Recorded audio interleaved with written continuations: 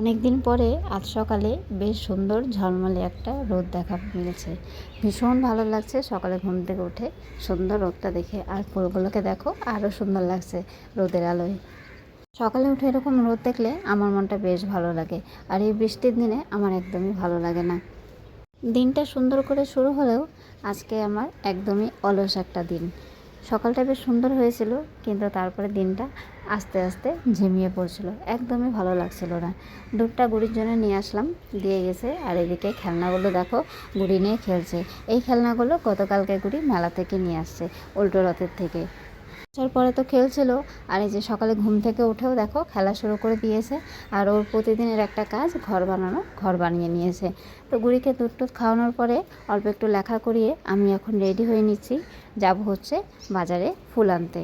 গতকালকে বাবা ফুল নিতে গিয়েছিলো, কিন্তু একটাও ফুলালি ছিল না, কেন কি সবাই ছিল রথের মেলাতে ওই চিনি আর পানকলা নিয়ে। সেই জন্য ফুল আর নেওয়া হয়নি। ওই জন্য আজকে সকালে এই যে আমাকে এখন যেতে হচ্ছে। আজ সকাল সকাল এতটা রোদ, আর গুড়ির শরীরটাও সেরকম ভালো ছিল না। সেই জন্য ওকে বললাম যে তুমি বসো, আমি গিয়ে নিয়ে আসি। আর গুড়িও বললো যে না যাবে না, ওরও ভালো লাগছে না শরীরটা। সেই জন্য বেরিয়ে পড়লাম। আর আজকে সকাল দেখো অনেকটাই কিন্তু রোদ বেরিয়েছে। তো চলে আসছি আমি বাজারে ফুল নেওয়ার জন্যে। আমাদের এখান থেকেই বেশিরভাগ ফুল নেয়। তো বাবা বলে গিয়েছিল, তো সেখান থেকেই আমি এখন ফুলটা শুধু নিব, নিয়ে বাড়ি যাব। ফুল তো নেওয়া হয়ে গেল, আর এখন বাড়ির দিকেও রওনা দিয়ে দিলাম। বেশ এতটা গরম লাগছে সকাল সকাল, কি বলবো। তো গরম লাগার পরেও বলবো যে না, বেশ ভালো লাগছে।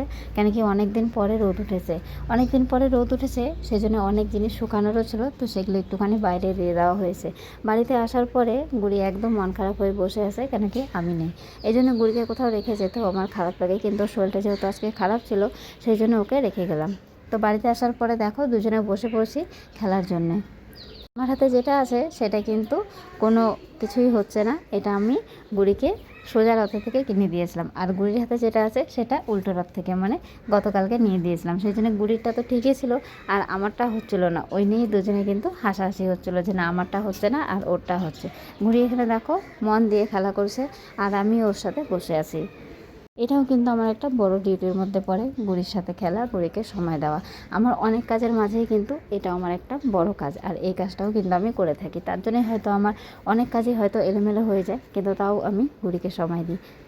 সময় দিতে আমার ভালো লাগে। অনেকেই আছে যে না আগে কাজ করে নেয় তারপরে কি বাচ্চাকে দেখে, আর আমার নীতি হচ্ছে আগে বাচ্চাকে দেখবো তারপরে কাজ হবে। সেটা আমার ঘর যতই এলোঝেলো হোক আর আমার যতই কাজ পড়ে থাকুক, আগে আমার কাছে গুড়ি, তারপরে কাজ। কাজ করতে একদমই ভালো লাগছিল না, তাও কোনো রকম ওই টুকটাক করে যতটুকু না করলে না, সেই কাজটুকু করে বিকালে চলে আসে একটুখানি বাইরে হাঁটাহাঁটি করার জন্য। একদম ভালো লাগছে না। আর আজকে কোনো কিছুই নেই, গুড়ির টিউশন নেই, ডান্স নেই, ড্রয়িং নেই, স্কুল নেই, কোনো কিচ্ছু নেই। সারাদিন এই যে বসে আছি, আর এই যে ল্যাদ খাওয়ার মতন একটা দিন। যেদিন কোনো কিছু থাকে না সেদিন মনে হয় যে দিনটা একদম ঝিমিয়ে পড়লো। কাজের কোনো এনার্জি থাকে না, শরীরেও মনে কোনো এনার্জি থাকে না কাজ করার মতন। শুধু মনে হচ্ছে যে না বসেই থাকি আজকে। আর এই যে দেখো বাইরে পুঁইশাক গাছটা কত সুন্দর হয়েছে, তাই না? আরও দু জায়গায় হয়েছে, বেশ ভালোই হয়েছে। একটু হাওয়া নেই, গুড়ি সেজন্য আমাকে পাখা নিয়ে এসে দিল। আর গাছের পাতা যেহেতু নড়ছে না, হাওয়া হচ্ছে না, সেই জন্য গুড়ি নিজেই হাওয়া করে গাছের পাতাগুলোকে নড়াচ্ছে। পঙ্কজ মন্দিরে যাওয়ার জন্য রেডি হয়ে বেরিয়ে পড়লো।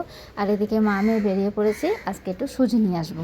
ঘরে সুজিটা শেষ হয়ে গেছে, সেই জন্য পাড়ার দোকান থেকে গিয়ে এখন সুজি নিয়ে আসবো। একটু ঝাল ঝাল করে সুজি বানাবো, আর গুড়িকে দুধ দিয়ে করে দেবো।